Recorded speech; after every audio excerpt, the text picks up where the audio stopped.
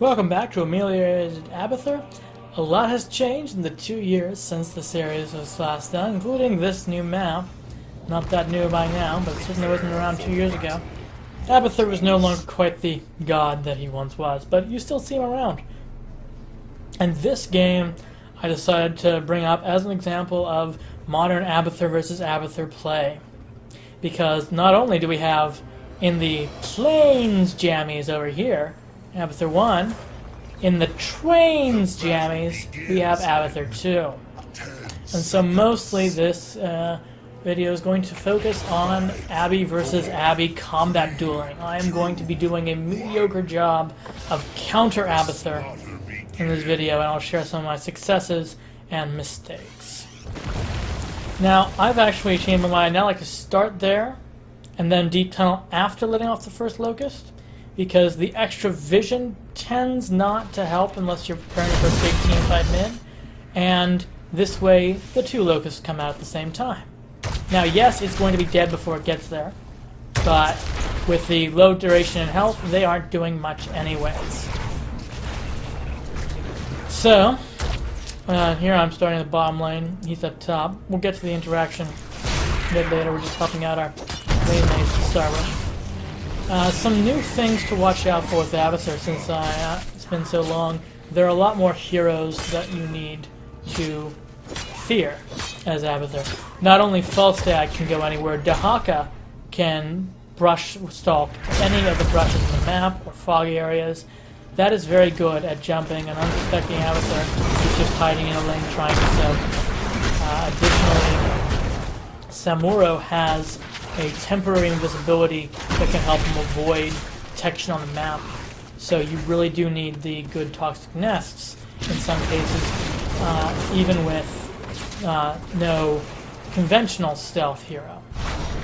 And Ragnarok has his wave of fire, which we'll get to as an example later, but that's an easy way to accidentally die if you don't know where your body is.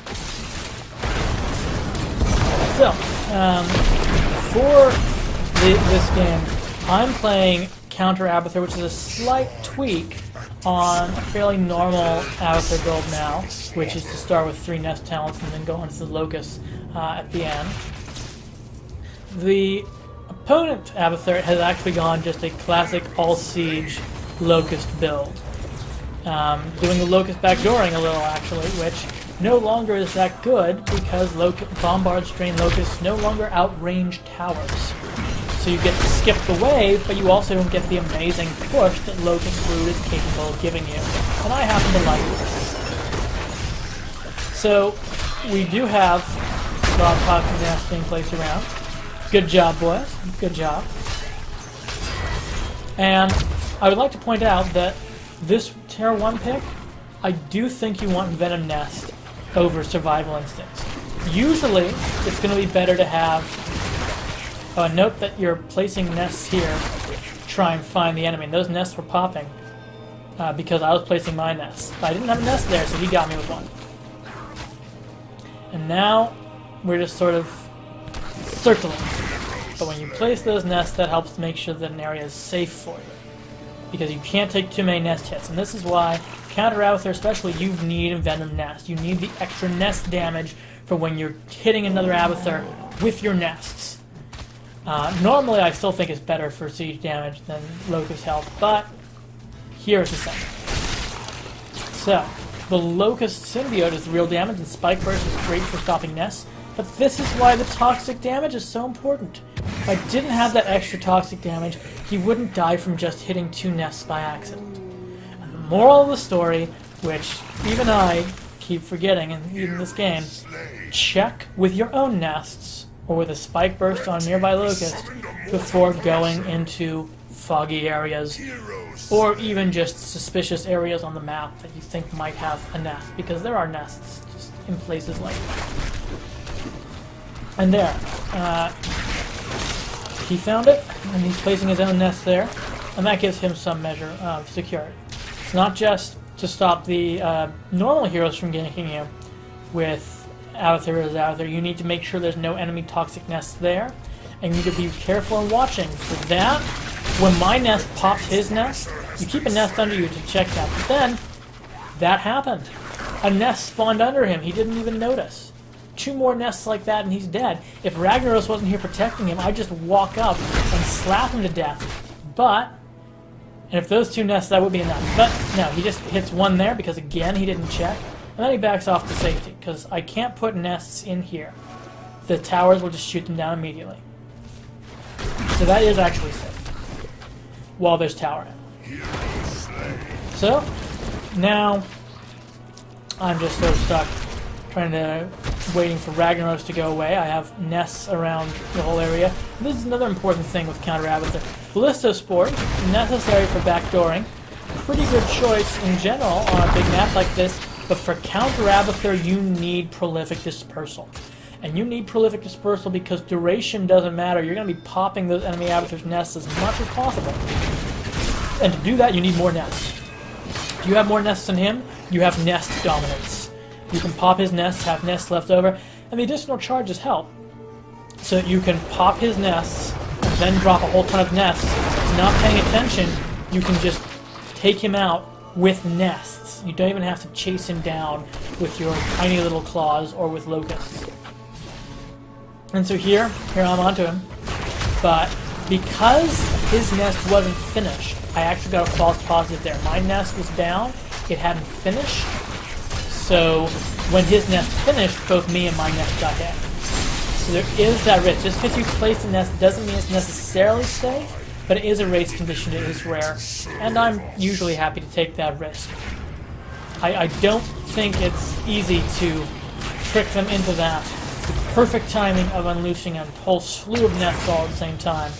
Because if you aren't, you have to also be walking into the fog at exactly the right time or else you see them coming up. So that was a very rare case. And again, there, I got confused. Although I may have forgotten to check that on my own at all. There, if you're symbioted and you unsymbiote and there's a nest under you, you need to walk off and then detonate with one of your own. Slapping them with all the time it takes to unsymbiote, rather slow, difficult, and if there's more than one, then you're really screwed. Those are his. They're keeping him safe. You only want one to keep you safe, otherwise it's a waste of a charge. Because I can just place one nest there, and if I'm not stupid, I'm going to start with one nest there. That'll pop both his nests when it comes down. So you need one nest underneath you. Don't double them up. You need all the charges you can to try and counter-pop them. But we actually hit 10 first, so I was busy with Ultimate Evolution swinging this team fight up here. And because we hit 10 first, it was rather easy to push them back, dominate the objective. Now they have 10, he's probably going to go up and do the same thing. But he has to be alive for that. This is Ragnaros' far away, and if you're standing there and symbioting someone in the team fight, you'd be dead. When Ragnaros does fire away, when you see that on the minimap and hear his special voice command, you need to get out if you're in the middle of a lane.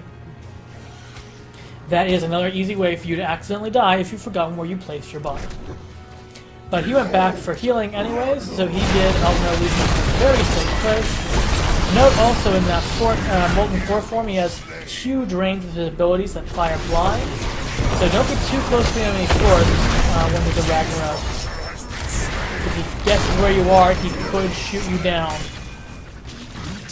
Ragnaros is a bit of a danger to Abathur, but not just be careful and you're fine. It's not so much of a fear like Dahaka. Dahaka can chase you down so easily that if you haven't picked yet, I would not pick Abathur against Dahaka. Now there, he was trying to set a trap with Toxic Nests. The Toxic Nests weren't done yet, and Tychus is going to blow it up with the grenade anyways. Traps with Toxic Nests, do not place them on top of you except against melee heroes. It's... yes, you can't trick Tychus that easily. You need a melee hero, or you need to be well behind so that they're running up onto mines past you. But it's very difficult to do, and normally it's better to just stay alive, use the nets to find them, and then get out of the way. So that was... but yes, that was a bold attempt there. Didn't quite work. Now note how he's in the middle of the lane. I mean, there's not many great places here. But that can actually be easier for avoiding the enemy Abathur, because I have nests in the fog. Once I see him in this lane, I'm going to start putting nests in this bit of fog. Might be good for hiding against other people, but because he's not in the fog area, I don't find him so easily with nests. And it's difficult to place nests right in the middle of the wave, because they'll be triggered by the advancing wave. So that makes it fairly free of nests and actually a lot safer against another Abathur. So now we're both down here. Tychus is still a great pick for Ultimate Evolution. He does so much damage, he gets the damage boost. He's a bit frail and weak, but who cares? So even though you can't use a second Odin anymore, I would still pick Tychus. Note here, multiple nests, and the nest under me detonated to show that first one, so I got out of it. And the Vile Nest slow is mostly useful against the enemy heroes trying to chase you, but if you're chasing down an Abathur manually, it can help. It's more just annoying. But you still do want to take that Abathur as Abathur, so you get hit by one of those, you're slowed and vulnerable, as well as taking damage that you really can't afford. You have no health. So there, I backed off. I must be using my nest charges somewhere else. And in fact, he's backed off as well. Going down there. And there's plenty of Ultimate Evolution happening. There's another one on Tychus. Extra ability damage, extra normal damage, and then you use his minigun passive for extra bow. I do like Ultimate Evolution on Tychus as it stands today. And there's plenty of kills. Now you don't want to die, but that did expire, and that's fine. I'm a bit too aggressive with the Ultimate Evolution at times. So now here, there is a very situational pick that I want to explain. I took Assault Strain instead of the more classic Bombard Strain. Now, Bombard Strain does better single target damage, it's better against structures, and it's better against bosses. But Assault Strain is better for pushing lanes, I think, because it can get up there into the lane wave, do AoE damage. And when you're going Counter-Abathur, or really, when you're going against a big specialist, someone who's going to keep the lanes pushed against your team, Assault Strain with Locust Brood is better for pushing back those waves. You're not going to get the win yourself from siege damage, but you can't do that anyways if the lanes are pushed up against you. So I would take Assault Strain there. But it's even more important to take Assault Strain Abathur versus Abathur, because they're much better for dropping as a targeted attack, which we will see later. A Bombard Strain, their projectiles can be dodged by an Abathur. They're easier to make them lose target priority. And of course, if they get killed, they don't deal extra bonus damage, as often happens when there's a lot of nests going off AoE. So the other advantage of Assault Strain, it's easier for taking Merc camps by yourself. You still can't solo Ragnaros. So saw that and backed off. But with Prolific Dispersal and Assault Strain, you can solo most Merc camps by yourself, throw a Monstrosity, and at one point you can take the boss. I don't know if that's still true. It's very rare that there's a point where you want to do that build. But taking the boss by yourself is rarely necessary. It's much more important to be able to solo smaller camps like this, which you can fairly easily do when you have the Assault Strain and the Prolific Dispersal, both of which you needed anyways for Counter-Abathur. So here, I just didn't notice his Swarm of Locusts there, or I thought it was old and he had moved, but actually no, he'd moved down here. And so, since I'm trying to push back Counter-Abathur, that was a mistake, and we're going to lose this fort because of it. So it is difficult to see where they are, but check the location yourself before using your deep tunnel cooldown to go somewhere. Just a couple of nests is all it takes to check those locations.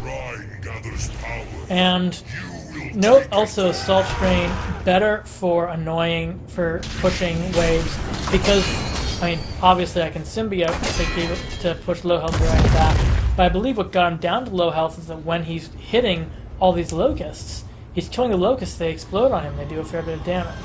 So that does slow them down a lot. And then because their two living heroes were visible on the map, I didn't have to back off immediately once the shrine was there. I was able to put down some nests, maybe drop a locust or two to help with the objective. The Assault Train Locust are going to go for this objective. I shouldn't have stayed here quite as long though. Slapping isn't really doing anything, it's the locust that's doing something, and the enemy Abathur is pushing this lane. As I'm doing Counter-Abathur, I should be here pushing that back. I do eventually get it. But it's not going to be difficult to keep that alive that long.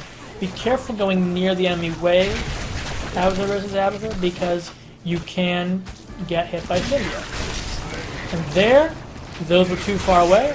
With just one mine, I was able to slap the one mine. If I walk across that, I'm in a little bit of strike. Not too much, he didn't take the extra Envenom spines. Or Envenom nests. And now I'm starting to check this area. But he's gotten the fort, so our attention is back up here with the team fighting the objective. The blue team does have a bit of an advantage to start with, but we have to finish it off now. Zarya is another good choice, actually, for the ultimate evolution. Double Zarya's is tons of shields, plus you get a lot of health and damage with Abathur's buffs, and she can probably stay alive till the end. So, another good choice there. And of course Ragnaros, like Tychus, is just tons of damage. Here I found it. So I'm detailing straight onto him after popping his nest, and then I spawn locusts. And it's not the locusts that kill him, it's the symbiote. The symbiote does all the damage, the Assault Train Locust will just stay on him, walking along at his own pace. Make sure to clear nest before you jump in there. I think I rushed that because of the timing. I actually had a locust about to pop out. It's good to have a locust about to pop out. You can also use Locust Brood.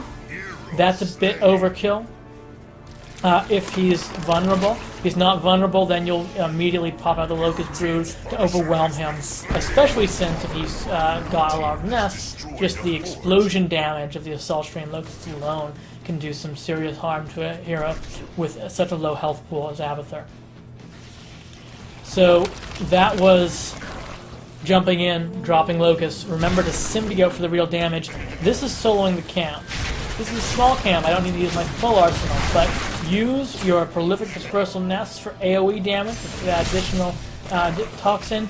You need Locust Brood, or else you just can't tank enough damage. Even though you're dealing the damage rather fast, you still need something to tank. So you can't do that until you have Locust Brood. You can do it with Bombard Strain. It's easier with Assault Strain. But yeah, just Locust Brood. Drop down some nests, Locust Brood. You have to initiate the attack by slapping because the Locusts won't aggro otherwise. Once you've done that, they use Symbiote for damage, and it's pretty easy to grab a camp by yourself. Now this is the backdooring, and that's my nest going up. I really should have had nests there before. But now he's trying to lure me into the nests. His don't do enough damage to kill me on their own, and if I'd symbioted my Locusts, I could have killed him myself. But hey, my entire team was there. Once that nest under him reveals his location, he was dead. He needed to back off. He doesn't have the Envenom Nest and Prolific Dispersal. Those two talents are key to set a deadly nest trap for someone walking on top of you. But even if he did manage to make that trap work, the Locust Brood and Assault Strain on top of him will be too much for him to handle. Just one after another. So if you're trying to backdoor, just immediately hearth. It's not worth the risk of being stuck behind enemy lines. Very little you can do with this backdoor build other than drop the Locust and run. And also, there's the point. Oh yes, that as Counter-Abathur with the Prolific Dispersal, I should have a nest there to check. I should always have a nest at these two fog areas, at the two spawn points that the backdoor Abathur would be likely to tunnel to. And if those nests expire, then beyond their normal time, then we know that he's trying to be there. We can go possibly get the jump on him before he hearts out. And it does have to be in the fog.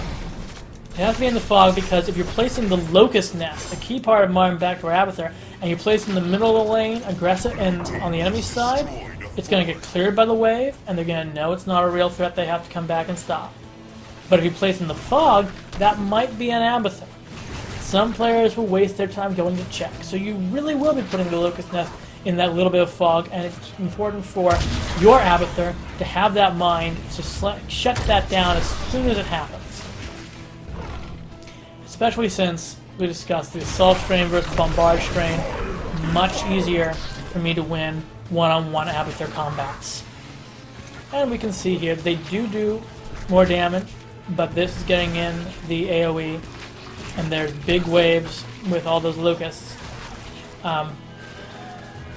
So, trying to push this back, there's an important thing coming up. You see Ultimate Evolution.